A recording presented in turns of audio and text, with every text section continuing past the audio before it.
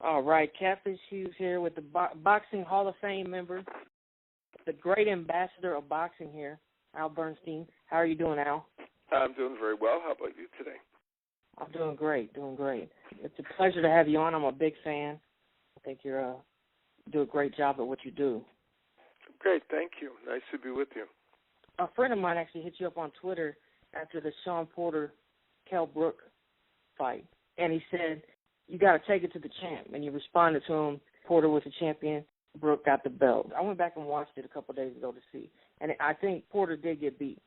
But on Twitter, you say you don't have to take it to the champ. All you have to do is win the fight. Well, that's my feeling. I mean, once you step in the ring, every round is judged individually. Did you win or did you lose? And if you won the rounds, you won. If you lost the rounds, you lost. I mean, I don't.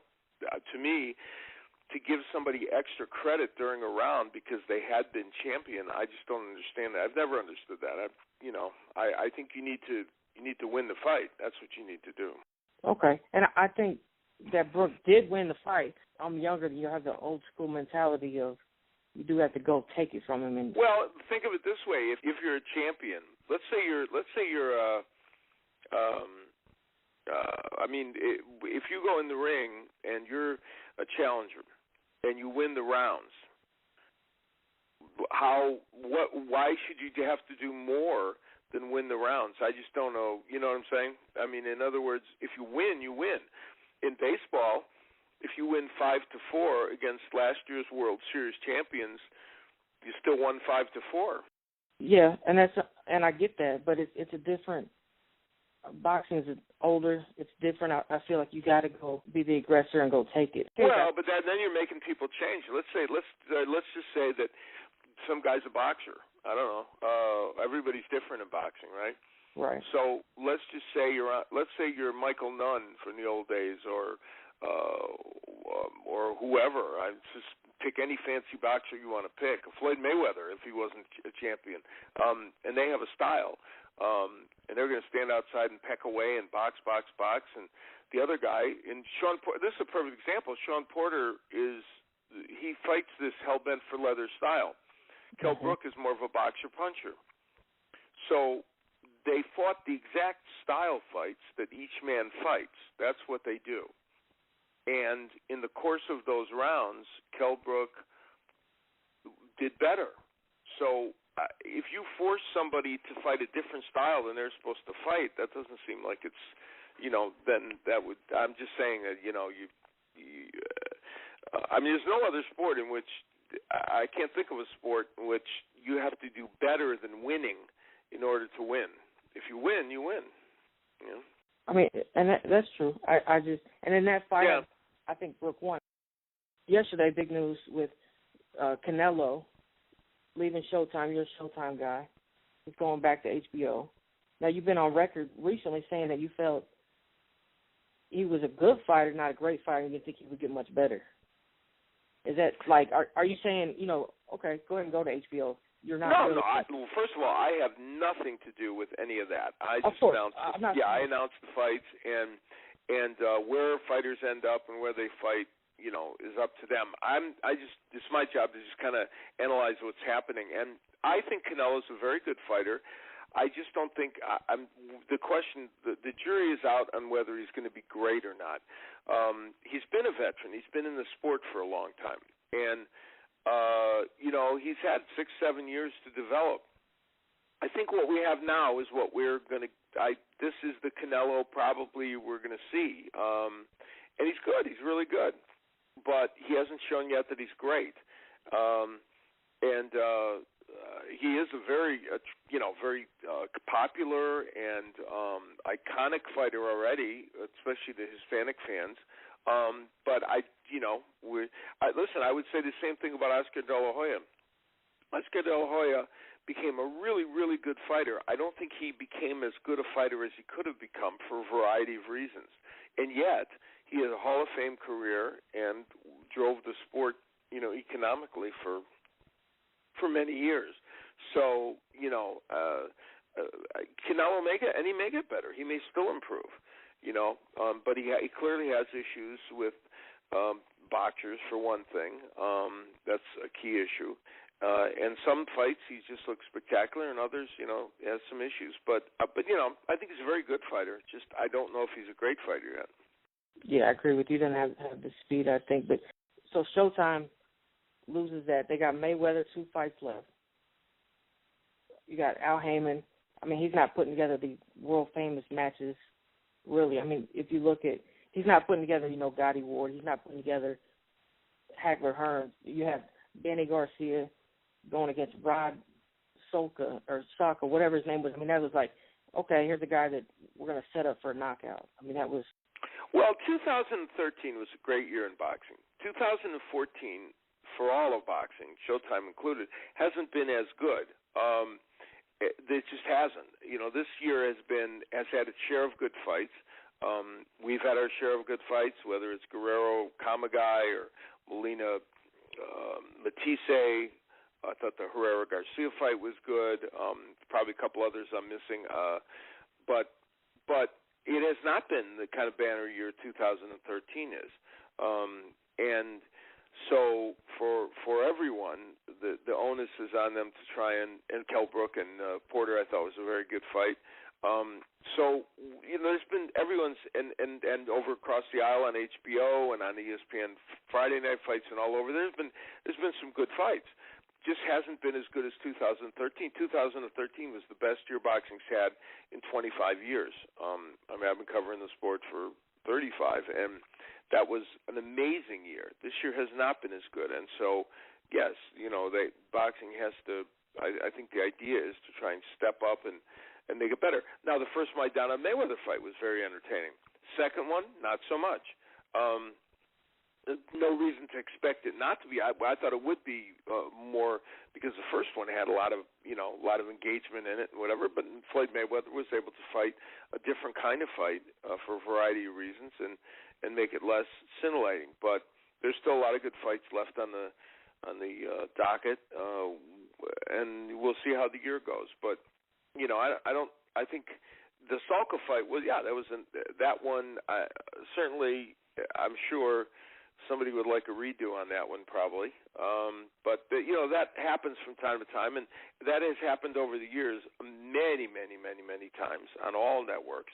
I'm not saying it's good. It's not good when it happens, but it's not the first time that's happened.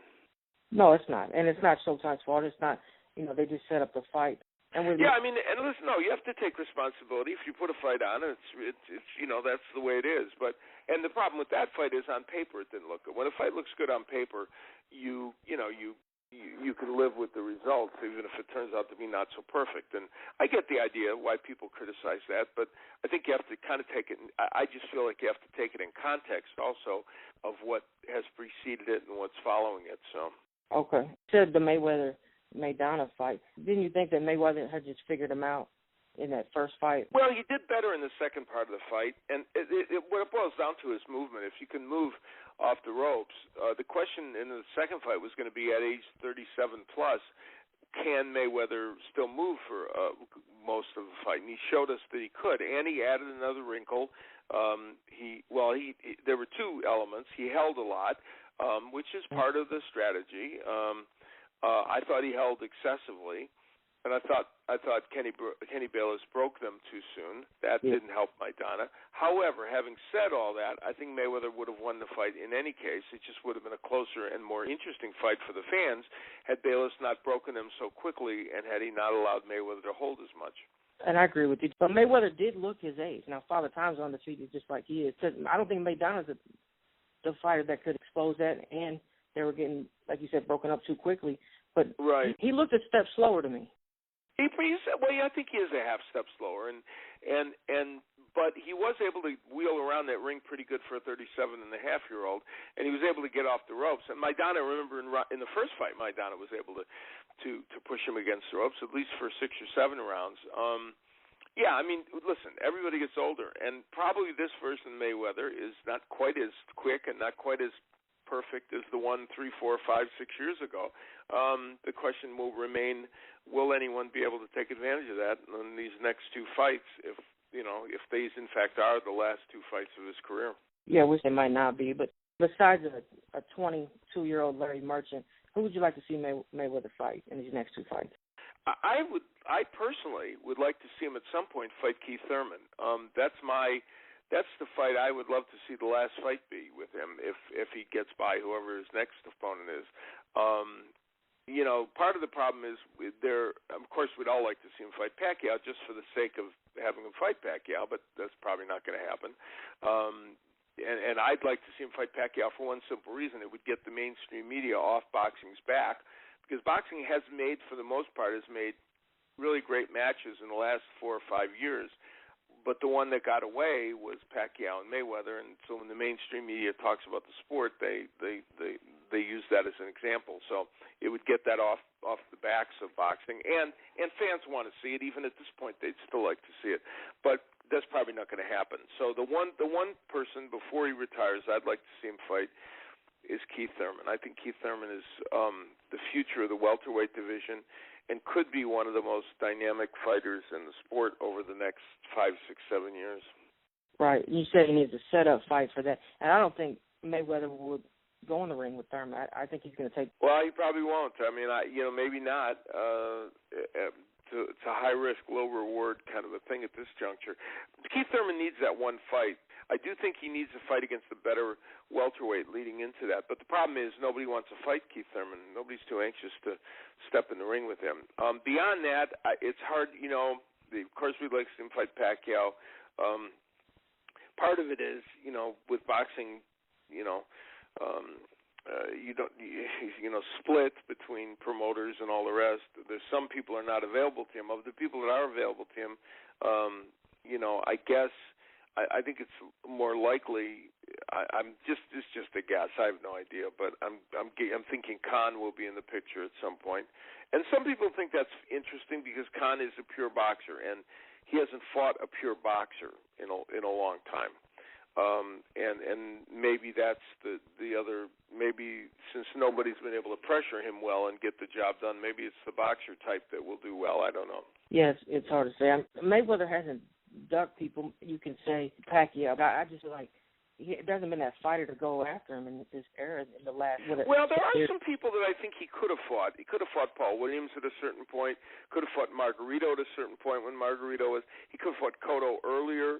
Could have fought Mosley earlier. That some people say, well, maybe that's nitpicking. Maybe it is. But I think there were. It's kind of like Roy Jones during his era, and the irony is Roy Jones fought a tougher schedule later in his career when he was less equipped to handle it, and that's why he had all those losses with Johnson and Tarver. Before that, his schedule wasn't too rough.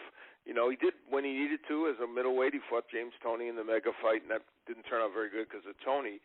But I think in some ways the Mayweather legacy, for all the champions and ex-champions he's fought, people will probably nitpick a bit about some people he didn't fight at the right time. But clearly, at this juncture, he's trying to fight whoever's available, and it's kind of, except for Pacquiao, of course, and it's hard to find competition right now for him. Pacquiao would be able to, just my opinion, but who could beat him? And there's a weight issue, but I think Adrian Broner could beat him. And I'm not saying that Broner's a better fighter or even in that class, but I think Floyd could get over cocky if they fought, and I think he could get, and I think Broner would have one of those nights where he just gets lucky. If he could survive early, he would just get lucky, and he could win. Well, I don't think they'll ever fight because they're pals, and Broner would be, have to fight. If he fought him at 147, Broner doesn't do well at that weight. But right. The problem, Broner is interesting to me. I mean, I'm not very high on Adrian Broner. I'm not that enamored with him. But as a fighter, I think he's okay. But I think there are serious flaws. Number one, his volume of punching is always low. He has defensive issues, and so he might. He's got hand speed when he uses it, but I don't know. And they're such pals. I don't think they'll ever fight. Right, they are friends, and I'm not saying Broner is that caliber. I'm saying he would maybe think he'd have a night against him. Yeah, maybe. It's possible. And they are pals, but still, it's kind of like when in basketball, Kobe was coming up. He wanted to play Jordan. Told Jordan right. to beat him. Like, you can't beat pals in boxing. You can beat pals, but you got. Now sometimes we see fighters that do know each other and outside the ring, and they get in and they'll fight each other because the money is right and all the rest of it. And then sometimes it even provides really good fights. But I think in their case, it's kind of unlikely. I have this theory on Mayweather if he fought the Four Kings, and I think he would go 1-3, maybe 2-2 at best. Yeah, I agree. I agree. And, of course, you have to take it over a couple fights. So you can't say just one fight because, like, you'd have to say, well, if you fought Leonard 3 times, how would he do? Or if he fought Hagler, in my opinion. And I think if he had a 3-fight series with all of the Four Kings, he might beat one of them, and I'm not sure which. I know he would not beat Hearns, ever. No. I don't believe he would never beat Tommy Hearns because he doesn't punch hard enough to hurt Hearns, and that was the only way he could beat Tommy. And Tommy would stay outside all night and pick him apart with jabs and straight right hands. He might beat a Duran if Duran came in less than perfect shape, and he might beat him at 147, maybe. But Leonard, and they can't beat Hagler because Hagler's too big anyway for him. Right. So I think Duran would be his best hope. To win 2 out of 3 if they all fought 3-fight, things. And it doesn't diminish Floyd Mayweather. It doesn't mean Mayweather's not a very good fighter. He's terrific. But the Four Kings were special. And I wrote in my book about Gil Clancy saying that, and he saw everything previous to that for 40 years. And he said, during the time he told me, he said that this is a special era. And I think those guys were special.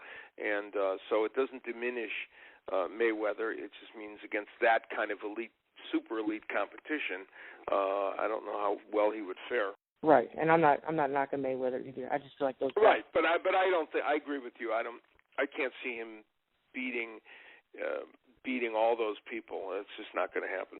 I watch a lot of old fights. That's all I do really, and for no reason at all.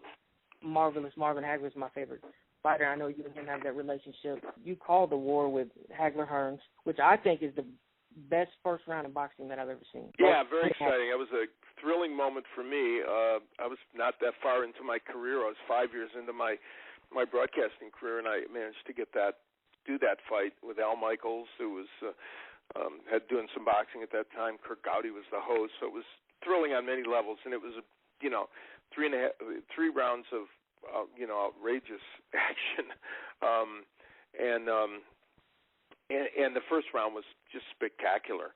And Tommy Hearns, Hagler's told me many times that right hand Hearns hit him with right near the beginning of the fight was probably the hardest punch he's been hit with, and he knew that he needed this was serious business, and also the cuts that Hagler had.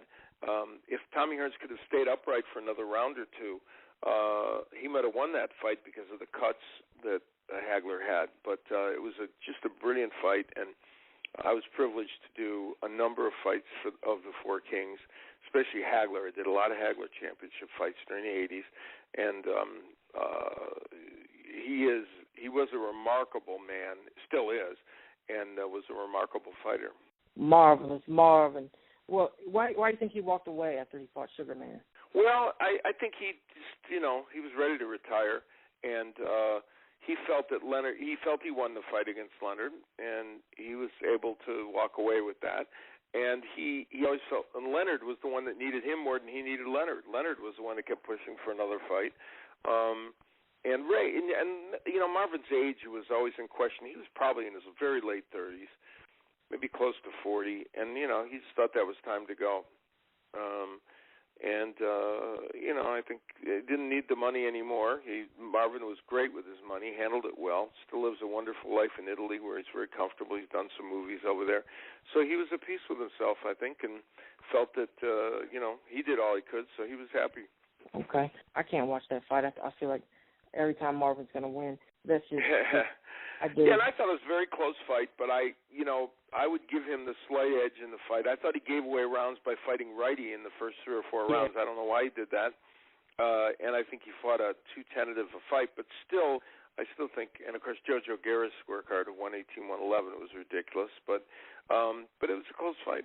It was, and I don't know why he did the righty, but you said Hearns hit him. That's the hardest he ever been hit. Split his head open. Speaking of hard heads and older fighters, Bernard Hopkins. I mean, he's 49. You think he's going to have a chance here coming up in November? Well, it's interesting. He went, fighting Kovalev was, everyone thought he would go with Adonis Stevenson, and he switched over to Kovalev. And Stevenson had just fought against Andre Fonfara and shown that he got tired late in the fight. Fonfara put him down, and he showed the kind of vulnerabilities that you would think would make Hopkins anxious to fight him. Instead, he goes for Kovalev, who is a big puncher and presumably even more dangerous than Stevenson. But, Bernard Hopkins, even approaching age 50, has a way of making these fighters seem like less. And it's amazing. I don't know where that's all coming from. And remember, in his 40s, he's had more than his share. He's had several losses. He's had some really bad performances, but then he always comes back and finds a way to perform well. And how he's doing that at that age is a miracle. And you think the heavyweight division something needs to happen there, American champ or? Well, it has been dominated by Europeans. During the time when Lennox Lewis had the title, Americans started to warm to Lennox, and also there was a little more depth in the division.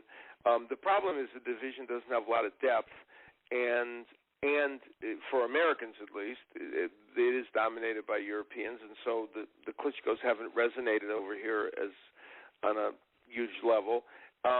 Deontay Wilder's going to fight Berman Stavern either later this year or early next year, which should be an interesting matchup. Stavern is living in the United States, and Wilder is clearly he was born in Alabama, so he's a U.S. fighter. So that should engender a lot of interest here. And we'll see. The heavyweight division is not stacked with talent, but sometimes a division where everybody fights each other and the fights are good can create interest. And I think the Klitschko's, Vitaly is gone from the sport, and Vladimir's probably got another year or so. So we'll see what the post-Klitschko era brings. Let's jump onto your music. You actually put out a couple of albums. I was trying to find a couple of them, but it says a mix of pop, blues, and rap. No, well, I did some music in the. I just started performing music in the '80s. I was. And I kind of explained this in my book. I talk about how at ESPN I was kind of pigeonholed into boxing, and I did some other sports, but they just weren't letting me do it. So I was looking for another outlet, and I'd done some music and singing in Chicago in my earlier days, and I said, what, I'm gonna do some music, and I got a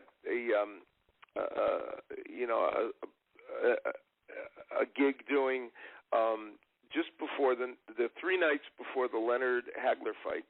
At Caesar's Palace. They had Danny McGuigan's father, who was a pub singer in Ireland, had done the lounge before Danny McGuigan fought at the thing at Caesar's. And they got all kinds of great publicity on it. It was fun. It was a place for all the boxing people to go. So I said to them, well, I can do that. So I put together an act and did it there, and it went really well, and it was fun. And that kind of launched me doing a bunch of music, especially in the 90s, late 80s, 90s, and I did a lot of special material where it was written for me, the original material and parodies and things, and it was fun. And I had a couple of albums out. One was an Olympic song. I did the Olympics in 1992 and 96, and we did a song for the Olympics, and so some of the NBC affiliates used. And it's funny you're saying it because I'm actually thinking of. I haven't been doing too much music in the last few years. I do this boxing party show, which I do at Indian Riverboat casinos in Vegas and other places from time to time. I haven't included music in the show, which I used to have, but now I'm thinking of getting back into a little music, so we'll see how that flies in the future. I think you should. I think that's a good outlet. I was trying to find some stuff. It was hard to find your music out there. Yeah, it's difficult because if you go on YouTube, there's places where you can find me singing. I did an anniversary song on ESPN, and every year on the Boxing Channel, we do a tribute to the athletes that died, and I usually do a musical tribute. But it's tricky. The first album is called My Very Own Songs, and there are places to get it on, I think, on Amazon, and then the other one after that it was Let the Games Begin. So they're a little tricky to find them now, but But I'm going to start doing, I think I may do some musical appearances here in Vegas and a few other ones. And it's fun for me. Listen, I don't, I take it seriously, and I certainly try and do it as well as I can, but I have no pretenses that, that I'm going to be Justin Timberlake. We have a lot of hip-hop fans because we get a lot of hip-hop people on there. What if I took one of your songs and let people do a remix to it? Would you be against that? And would we play the best that would be fun. Show? Sure, that would be fun. I did a thing years ago. It wasn't exactly rap, but it was a thing called The Big Ring in the Sky, where I talked about old fighters, and it was not rap, but it was something approaching it, and it was kind of fun. But yeah, that's not my forte. I do, I'll do some blues, and I'll do a lot of the standards from the Great American Songbook and Broadway and things like that. But I'm not. I don't think I will ever be a hip hop giant. but I appreciate all genres of music. I really have a very eclectic taste, and I think most Americans and people in general, forget Americans, people in the world, I think music is real classified now, but I think more people are crossing over to different genres than ever before because they have an opportunity to do that. Yeah, which is great to have. Yeah, it's wonderful. Not to just hear what's on the radio. I think that's great. And so I'm going to see if we can get a remix contest going. Maybe not hip-hop. Maybe we'll do house. I'll figure that out, and I'll definitely. There you go. Well, that'd be great. I love that. Yeah, we'll send you the best ones that we can find. Now, I did watch your Hall of Fame induction speech, and I know you're a busy guy. I just want to ask you real quick. You said, there's 3 things that you tried to do, and one of them was you didn't want to, I think, disrespect anybody and be fair. So you wanted to be fair, and you kind of have to be as an announcer. Speaking on that, I also watched something you said on Larry Merchant when him and Mayweather got into it, and you said he was out of line because he asked the same question 3 times. Yeah, I try not to criticize my colleagues, but in that instance, to go back at what I said at the Hall of Fame, and you kind of paraphrased it, I said it's never more important it's always important the most important thing is to try to be fair to the boxers. And that's my goal always, to be fair to the boxers. Obviously, sometimes I have to give an opinion or give an insight or make a judgment, but you never want it to be personal, for one thing, and you always want it to be as fair as you can be. And one of the ways you do that is by not just saying opinions, but using information and other things that come to light, like from when you talk to the fighter or statistical information or something else that the fan doesn't have, to help them understand what's happening. And I said in that speech that it's more important. Being clever is never more important than being fair or accurate, and that to me is really important. And the Merchant incident, my feeling is that when that fight happened, that we had the thing where Ortiz used his head. He apologized to Mayweather. He had already apologized twice to Mayweather. Then when the action was resumed, he tried to apologize again, and Mayweather hit him, which Mayweather had a right to do, in my opinion. Now, even if you think it's a sucker punch or whatever you think of that, afterwards, Larry Merchant interviewed Mayweather and asked him about the incident. Mayweather gave him a very detailed answer. He re-asked the question, very slightly different form. Mayweather again gave him a very detailed answer from his viewpoint as to why he thought he didn't do anything wrong. At that juncture, the question's been answered. Whether you agree or disagree with the person answering it, that's, you're an interviewer there. That's not, it's not up to you to continue a debate for 20 minutes. Well, the third time, you could feel that he was launching into what was going to be a similar, almost the same question the third time, and that's when Mayweather cut him off. And even with what was said there, I don't know. I'm just being honest. I can't imagine what would prompt an announcer to tell an athlete, if I was 50 years younger, I'd kick your ass.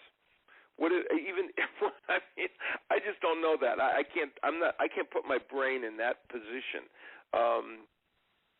That's why I said, to be perfectly candid, I think the situation was created by Larry, and I'm not trying to give him a hard time. To me, it's just that's the way the thing played out, and I thought it was, I didn't think he was a hero in that situation, as some people suggest. Okay, that's great. That's great advice too that you gave at your Hall of Fame speech. But I think Larry, to take up for him a little bit, I think he was just because it was such it was a sucker punch. It was like, why? What's going on here? He couldn't get it out of his head. Maybe he was wrong for doing that, but. And you might not think it was a sucker punch. Yeah, they did. Well, even if it is, that's my point. Let's say it is. Let's say that it was wrong. Let's say that Mayweather was totally inappropriate in doing it. He'd asked the question twice, and twice Mayweather had given him a reasoned, thoughtful answer, how from his viewpoint he thought it was okay. Once you've answered the same question twice and not answered it in a prickly way or not answered it in a way you're trying to evade the question, but simply stated your point of view, what's the point of going after him a third time? You're absolutely right. That's my feeling. You might disagree, and that's okay, and again, people are divided on that. My feeling is that Ortiz had already twice hugged him and apologized. Yeah. Now Joe Cortez says, fight. And Ortiz walks toward him to hug him. Again. Yeah, he did. In my opinion, guess what? You can punch the guy if you want. Yeah. At that point, it was like, how many times does he have to apologize? And guess what? The referee said fight. Now, Joe Cortez didn't handle that situation very well either. He says fight, and then he looks away, which is bizarre. So he bears some of the blame. But, I'm just saying, at that juncture, it's like, why would Victor Ortiz not defend himself? I don't get that. I don't know. I think he was apologizing. I think Larry was just looped in. Well, I know, but he'd already done it twice. Twice he'd already hugged him and apologized, and Joe Cortez clearly signals fight. That means fight. That doesn't mean apologize and hug. Yeah. So, but I do understand why people perceive it as a sucker punch, and maybe Mayweather took advantage of the situation, but it was clearly he did nothing illegal, Well, I agree with you, and it's the great ambassador for boxing right now. Bernstein, thanks for joining us here on Thru the Wire. Very good to be with you, and we'll do it again sometime. Thank you very much, Al. Take care.